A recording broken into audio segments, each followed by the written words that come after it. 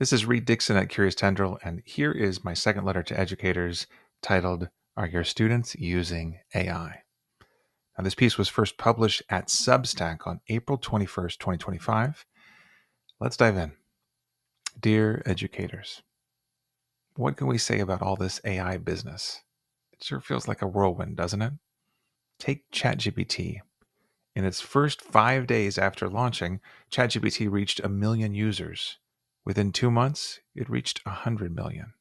And as of last February, they were up to 400 million. Yes, that's weekly users. It's hard to make sense of. And how many of those ChatGPT users are our students, you might rightly ask? Well, last October during an OpenAI forum in New York City, an answer emerged from one of their senior leaders. And perhaps this won't surprise you. But as reported by education writer Mark Watkins, it was revealed that the majority of active weekly users of ChatGPT are students. That's a lot of students. Over 200 million? And perhaps this holds true for other frontier models like Gemini and Claude. Over half of generative AI users may be students. It's sure hard to know. With all of this in mind, let's do a quick show of hands, or the online equivalent, a digital poll. What percentage of your students use AI? To complete this poll, please visit curioustendril.com/p/005 on teens and AI. With teens in particular, perhaps it's impossible to get a clear sense of how many use AI, but it doesn't keep us from trying.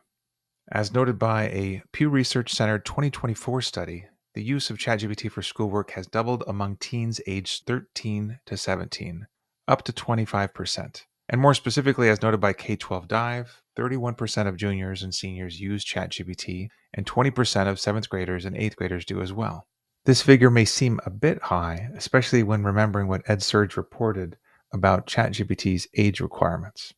According to ChatGPT's rules, teens older than 13 but under 18 need a parent or guardian's permission. But teens find a way, don't they? And if we look beyond ChatGPT and its use for schoolwork, we find much greater AI use among teens. 70% of teens use some kind of generative AI bot, with 60% using AI for personal use and 36% for schoolwork, as reflected in a study by the Center for Democracy and Technology. This 70% figure is consistent with the 2024 Common Sense Media Report. And what interests me most is not the percent. It's what's trending for teens with how they use AI. We should learn from them. Half of teens use AI for homework help. 2 in 5 use it for translation help. 2 in 5 use it for assignments. And here's my favorite statistic: 2/5 use AI to stave off boredom. And do their parents know? According to Common Sense, about 2/3 of parents of teens that use AI do not know. Furthermore, over half of the parents surveyed have never talked with their kids about AI. This rings true in Tucson. When I've done workshops here with K-12 parents, it's always more than half the room who have not yet broached the subject. No surprise. But perhaps more importantly, 83% of parents in the Common Sense study reported that their K-12 schools have never communicated with them about AI. But of course, when 6 in 10 teens in the same study also report that their schools have never issued any AI guidance to them, we've got a real problem. Either we don't know how to approach K-12 AI policy, or we don't know how to communicate it yet. On AI in colleges. So what about generative AI use in higher education, for better or worse?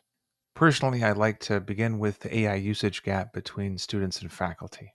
Looking back to the fall of 2023, this usage gap came to my attention through the Time for Class study by Titan Partners. As Inside Higher Education noted about the report, over twice as many college students were using AI as faculty.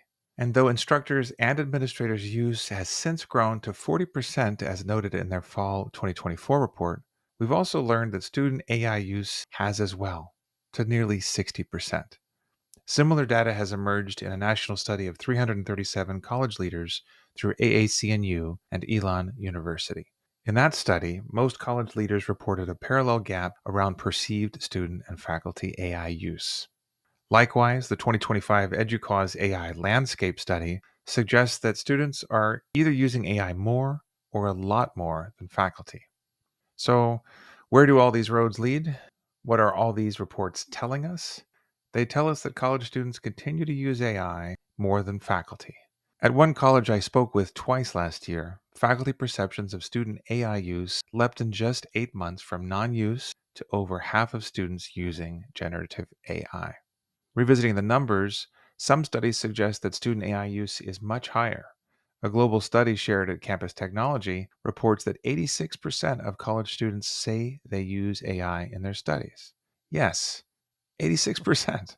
And how often do they use AI, you might ask? Well, 54% use it weekly, and 24% use it daily, according to the same poll by the Digital Education Council. But as with teens, what interests me most is how college students are using AI to support their learning. Anthropic's latest report on how college students use Claude AI gives us a window. And I should note that I first learned about this through one of Beth McMurtry's helpful letters to educators at the Chronicle for Higher Education. And as I read her letter, two things struck me. First, as McMurtry noted, Anthropic decided to release their report alongside the launch of Claude for Education and its new, quote, learning mode, end quote. But second, she also shared the survey data, which noted that 39% of college students use AI to create and improve educational content. In other words, students are using AI to address what we perhaps aren't addressing. They use AI to address those learning needs that we've either overlooked or we've been unable to meet.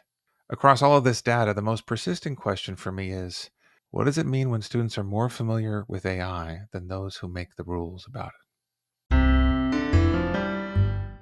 On surreptitious AI use in schools. To make this even spicier, let's bring in another edgy question. What percentage of your students would still use AI even if it was banned by their teacher or their school? If possible, please take a moment to vote at Curious Tendril on what percent of your students would use AI even if it was prohibited.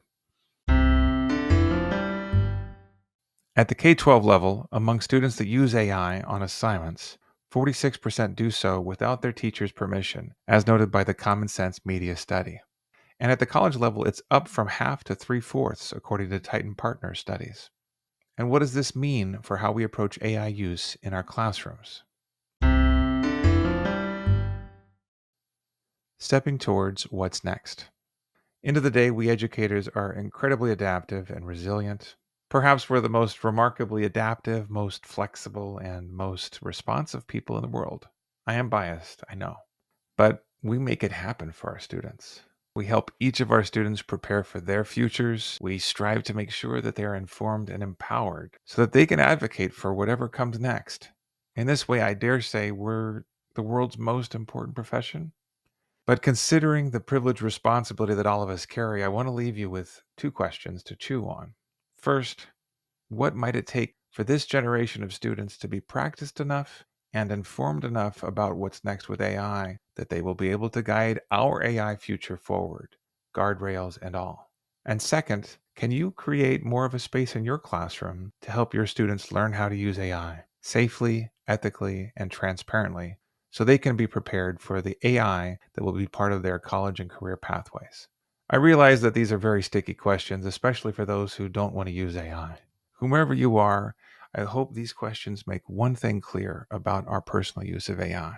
If we aim to make effective, informed decisions about students' AI use, at the very least, we need to make time to play with generative AI routinely and expansively. If you aren't already doing so, I hope you'll give it a try.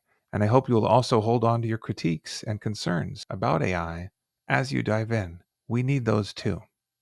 Last but not least, if this data share was helpful, please heart my post or leave a comment and share what's on your mind as you read this. Stay tuned and warm regards. Read. P.S. If you want a deeper dive into the statistics, please see my footnotes at Curious Tendril. This was post number 5 at Curious Tendril. Stay tuned and stay curious.